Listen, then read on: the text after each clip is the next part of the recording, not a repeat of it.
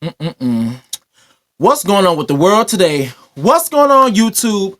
Welcome to the land of Reckless Logicc. Please make sure you guys pop that like button, hit the subscribe button, and please smack the notification bell so do not miss any more posts from me. Let's get straight into this video. Alrighty, y'all. You guys already know why we're here. We're here because we're going to talk about Mark Zuckerberg because he done lost his everlasting mind. If you guys are not aware, according to the Jasmine brand, Mark Zuckerberg criticizes media censorship and announced his plan to replace fact checkers with community notes on Facebook and Instagram. To continue, fact checkers say they were blindsided by Meta's decision to replace them with community notes. Meta's abrupt decision to replace third-party fact-checking with community notes model on Facebook, Instagram, and Threads has left its fact-checking partners blindsided and scrambling to cope with the financial fallout.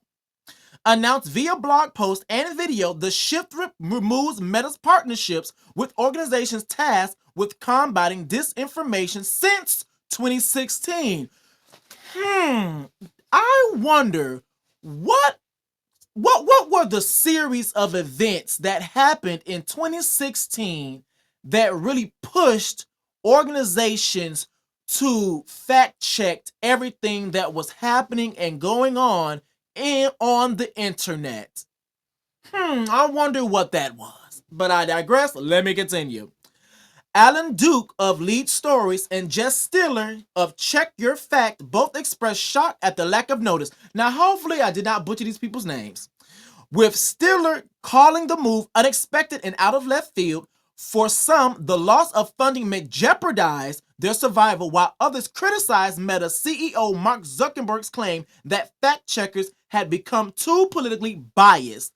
Now, I'm going to say this. I believe that it's actually the other way around. The fact checkers are not too politically biased. It's that the community notes allows the bias and misinformation to continue without being fact checked and actually allowing the truth to roam and allow the general public to continue to be ignorant about topics. I'm just saying, maybe that's just a theory that I'm putting out. I digress. So I'm going to continue. Journalists and experts argue that community notes cannot replace expert-led fact-checking, especially for complex topics, and see the decision as a response to political pressure from Trump-aligned figures. And you know what this reminds me of? This reminds me of when Trump was in his Kamala Harris debate, and he was getting turned every which way but loose, and the fact-checking system that was put into place for both Kamala Harris and Donald Trump, but especially Donald Trump, and that fact-checking system was turning him every which way but loose in addition to what Kamala Harris was already doing. Why would you not want fact-checking to be an accessible system on your platforms? Especially when, to your point, Mark Zuckerberg, if you're saying that the previous fact-checking system had errors and it would mistakenly take people's stuff down and there was a lot of things going on, what are you going to put into place to replace the previous fact-checking system? Because community notes does not hold the same purpose. The purpose of community notes are for people to share their opinion. The purpose of fact-checking is to give the actual statistics, facts, and the truth on what has been studied by experts and what has been solidified by experts. So you have an opinion base versus fact base. I'm just saying, but let me continue. It's like a tad bit more of this. I'm gonna be honest with you. Okay, it says critics, including the Pointier, hopefully I did not butcher that, Institute, called Zuckerberg claims a disappointing cop-out, which I agree, emphasizing that fact checkers provide context, not censorship. And I want to say this. I am sick and tired. I'm tired of being sick of people in these political spaces trying to use this excuse of censorship as a way to allow their bigotry to roam. Let's be very clear. This has nothing to do with fact checking and its system having errors. Because if it was, in that exact same video with Mark Zuckerberg, he would have made it very clear that, yes, my previous system of fact checking had a lot of errors, so I'm going to remove said system. And as a result, I'm going to replace said system with an improved fact checking system that will be much better on these platforms. But instead, he wants to, and let's even go a step further. I'll even give him an olive branch. What he could have said, if his intention was about the truth being very dominant on said platforms, or at least be available on said platforms, he could have at least said that he was going to replace the previous fact-checking system with community notes until the new and improved fact-checking system was ready to be operated and ready to go. But we know that's not the case, because from what I'm reading here, you have aligned yourself, or you are aligned with Trump figures, whoever they may be. And we already know that, from my personal opinion, Trump is he's not a truth teller. And so telling the truth or fact checking him like they did in that debate would not work out in his favor. And then it also allows the general public to be ignorant on subjects that are very complex, which makes it easy for people like Trump and those like the elite to pass legislation and to also do their dirty work without the general public giving so much backlash. That's the purpose, one of the purposes of this right here. Because people know that social media is a realm where a lot of information is put into the conscious and subconscious of everyone here. Technology is how a lot of people get their information. This is how a lot of information gets regurgitated. But if we don't have things put into place to make a clear difference between what's the reality and what's fantasy, especially since we live in this era of AI. Yeah, it's a slippery slope. I'm just saying. But let me continue. Another person also wrote, let me see, can I find it? Where this bad boy at? Hold on one second. Hold up, before I ever do all that, have y'all liked this video? Y'all make sure you guys like this video. Alrighty. Love y'all down. Another person also wrote, this person says, Keith Boy Ken, it says after having dinner with Trump at Mar-a-Lago and donating $1 million to his inauguration, Mark Zuckerberg announces that Meta will now get rid of fact checkers, adopt Elon Musk's community notes policy, move its content moderation team from California to Texas, and work closely with Donald Trump as it focuses on free expression. Zuckerberg also slammed the Biden administration for holding Meta accountable. What this all means is that we can expect to see, now some of these words I'm going to have to exit out and kind of skip them, so y'all bear with me. We're going to have to start to see more Nazis, racists, X's, bigots, homophobes, election deniers, VAX skeptics, and liars on Facebook and Instagram soon. And that's all that's going to happen. That's going to be the end result. But I'm going to put a pin in that. Let's continue to move on, because I will be tapping on a few more boxes and bring it right on back and then, wrap all of them up in a bow. Now, we got done talking about Mark Zuckerberg because he lost his everlasting mind. Let's go from one fool to the next. Let's get into Miss Elon Musk. So Elon Musk decided that he wanted to tiptoe and make his way over to Twitter, well, X, formerly known as Twitter, y'all, and say things along the lines of DEI must DIE. Now, here's my thing. Like, you know what irks my spirit? What irks my spirit is that how can you literally get on a platform and say things like DEI must go and it's bad for the general public and when you are literally a manifestation of DEI. You are a DEI hire. I need to know, what political background does Elon Musk have that qualifies him to receive direct deposits from the United States of America government? What background does he have that qualifies him to be in the position within the government that he has? Don't worry, I'll wait for it. To my understanding, he does not have the credentials. And this is what I mean, and this what irked my spirit during the election, only because I knew stuff like this was going to happen because I saw little signs in the election.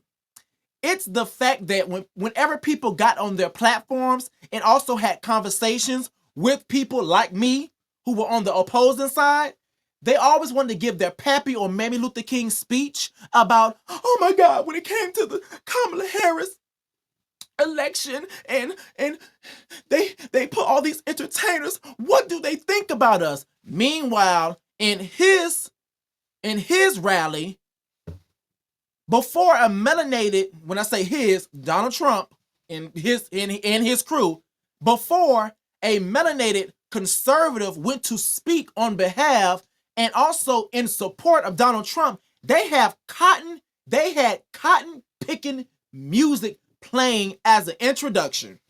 Wow. And we're literally talking on here and saying things like what the Democrats and stuff think about us. Okay, that's cool. There may be validity in that statement. But the question I have, what do they think about us over here? And you think it's going to be better over here? What is going on? The same thing. This is another reason why I said they love to play in our face. And I'm also going to a little bit tap on the box of Kamala Harris as well, too, because also with Kamala Harris, she certified the votes. And also in addition to that, well, I'm not going to tap on her box, but also in addition to that, she had to shake the hand of the husband of a person that she was, kind of sworn, I'm assuming like swearing in or whatever. Let me read the article. It says, Nebraska Senator Deb Fischer's husband declines to shake hands with VP Kamala Harris. Now, this is one of the signs that I've also seen during the election. During the signs for me was, you have people on platforms that are also part of Trump's team, want to demonize DEI, meanwhile being the manifestation of a DEI hire. You have people that are part of his rallies and also part of his team acting foolish, acting extremely rude, but then try to demonize Kamala Harris for doing something that's slightly different from what the norm is. So you can be in front of when I say you, this woman's husband, can be in front of the vice president,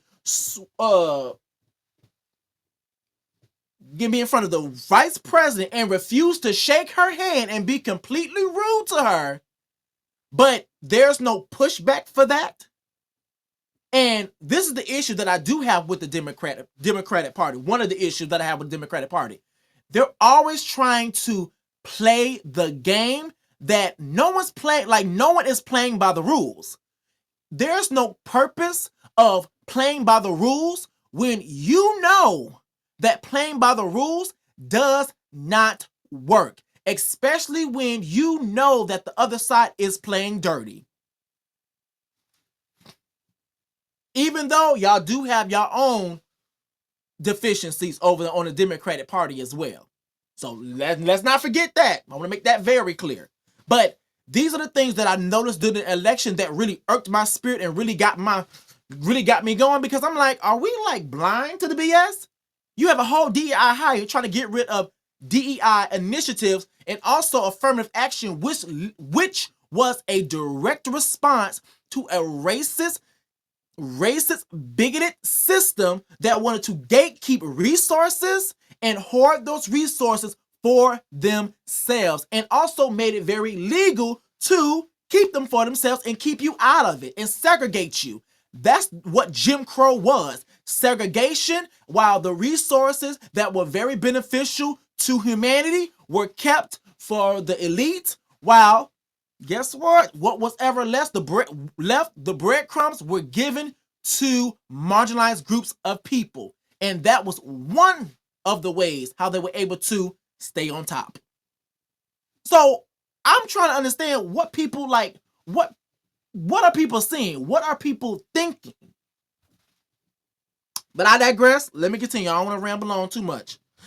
So as we get done talking about Elon Musk and his wife Trump, right along with Mark Zuckerberg and they BS, let's go from them and let's tiptoe and make our way over to Tasha K getting slam dunked and turned every which way but loose inside of the judicial system and about to get slam dunked into the federal penitentiary next to a butch lesbian named Kiki. So Tasha K slams Cardi B in court, claims she's trying to ruin her financially. Isn't God good? Tasha K is accusing Cardi B of now, by the way, y'all, according to Jasmine Brown, Tasha K is accusing Cardi B of attempting to financially ruin her and sabotage her career amid a bankruptcy case. In new documents, Tasha claims Cardi is trying to interfere with her bankruptcy by conditioning any debt settlement on restricting her ability to speak freely on her platforms. This follows Cardi's filing last month questioning Tasha's financial situation and alleging she's hiding money through offshore accounts. Despite owning $3.4 million for a defamation judgment, Tasha insists her bankruptcy case should stand. Tasha K, I am living that Tasha K is getting the everlasting work. The reason being is because she has a nasty spirit.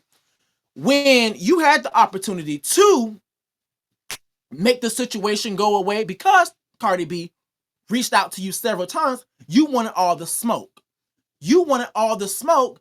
Now that you're receiving all the smoke and Cardi B is continuously having her foot on your neck, why is it that now you want to try to file for bankruptcy? No. You got to keep in mind, these celebrities, their money is very long. If you know that you cannot compete where you don't compare, then don't compete in those certain spaces and then be shocked at the end result. That doesn't make any sense. And like I said previously, she has a nasty spirit. This is not the first, and I said this many times on this platform. This is not the first time she done did some nasty stuff or dirty things to people. The rooster is going to roost. This is what she does. It's not the first time she done disrespected somebody. It's not the first time she brought up lies on someone. It's not the first time she tried to dox someone. It's not the first time she tried to do the disgusting things that she's done to Conscious TV, the disgusting things that she's done to Larry Reid, the disgusting thing that she's in the Malibu doll face. She weaponizes her platform, weaponizes her audience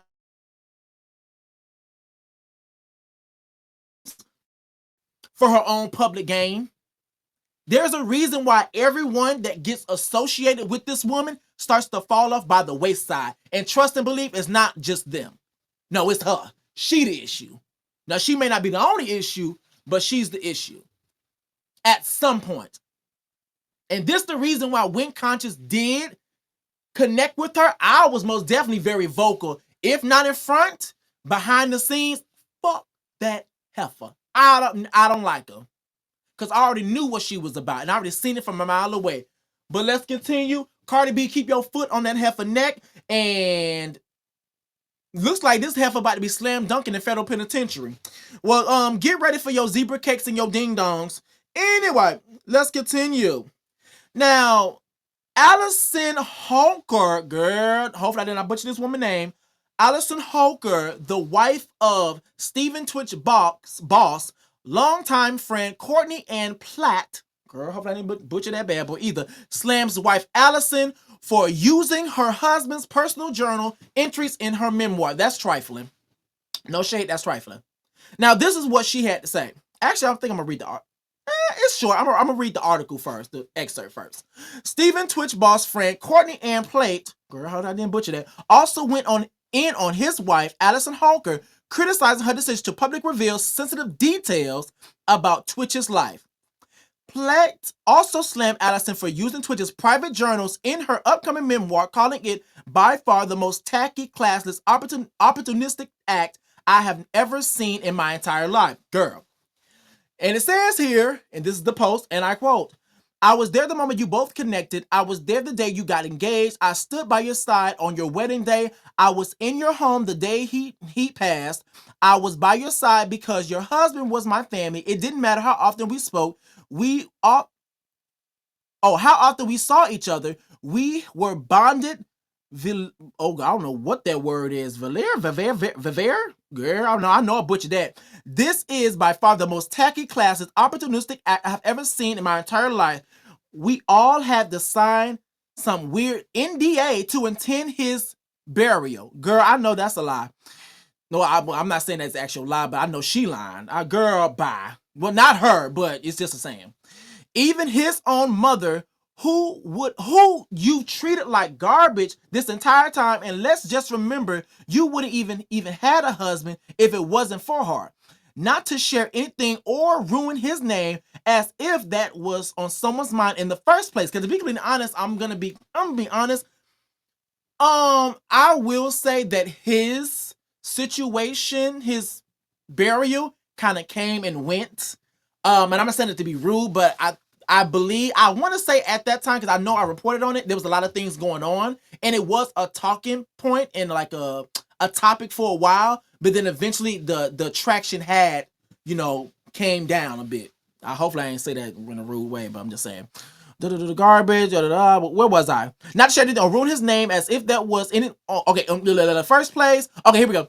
"Here you go and write a book with all the dirty laundry, smearing his name and attempting to dim the bright, loyal, loving of it is true or not is actually beside the point.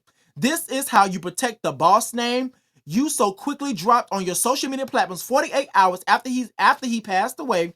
His legacy. This is how you protect his children from any further humiliation, hurt, and despair. This is what you want them to remember about him. You have moved on. You're living your life. You're on every girl. This is trifling. This is trifling. This is one of the reasons why, not to put this on him or even the family or whatever, because I don't know what's going on behind the scenes. This is some scary-ish.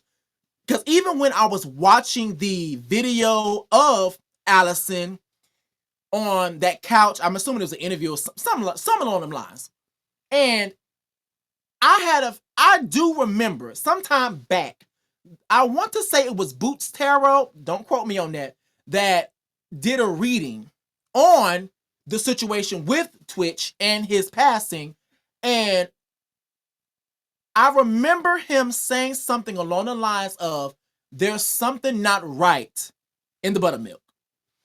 And to my understanding, it was alluding to Allison.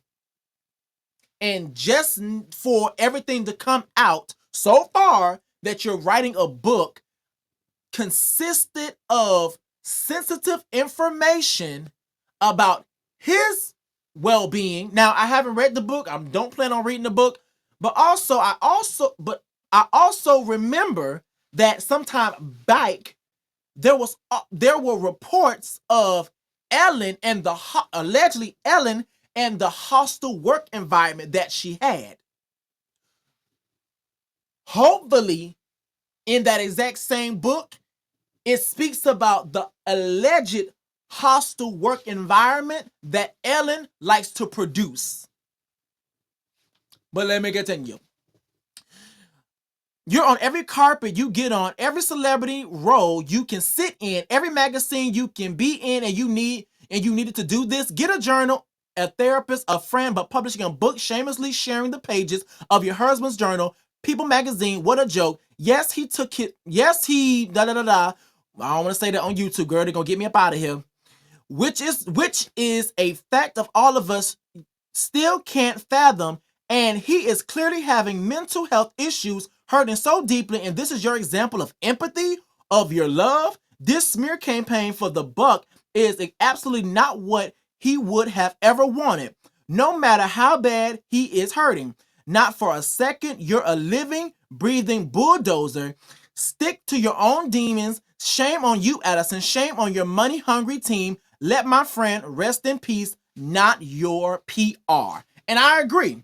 So from everything that I've seen and stuff, I agree. And people were giving backlash to Allison, which is well deserved, because one can argue that she has a story to tell as well. One can argue that. Okay, once again, there may be validity in that.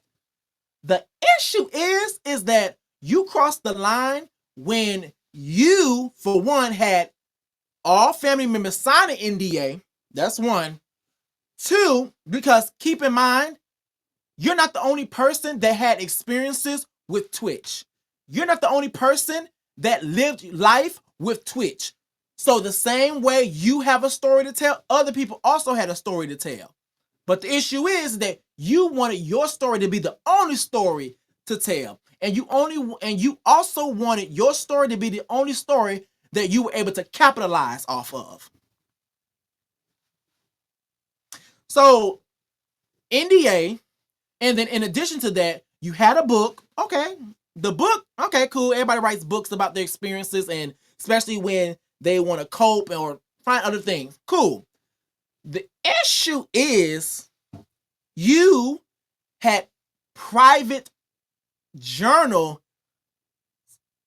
excerpts put into your memoir. That is where you cross the line, especially if the family, friends, and people that were surrounded, not only just you, not only your children, but other people that were surrounded Twitch, did not know that and did not feel it was appropriate to put that information out there.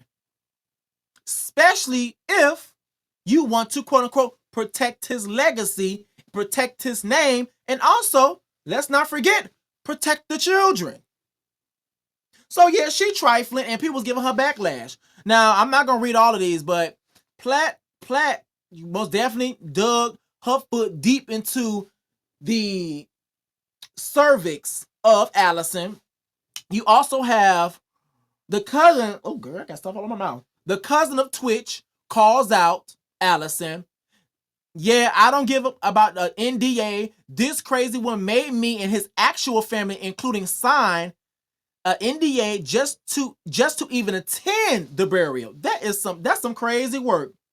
She's been trying to tarnish his legacy and refuses to let the boss family see the children, only to exploit and lie on my cousin. Heck no. Candace Dilliard Bassett, former housewife from The Real Housewives of Potomac, also spoke out. Now, I'm not going to read all of these.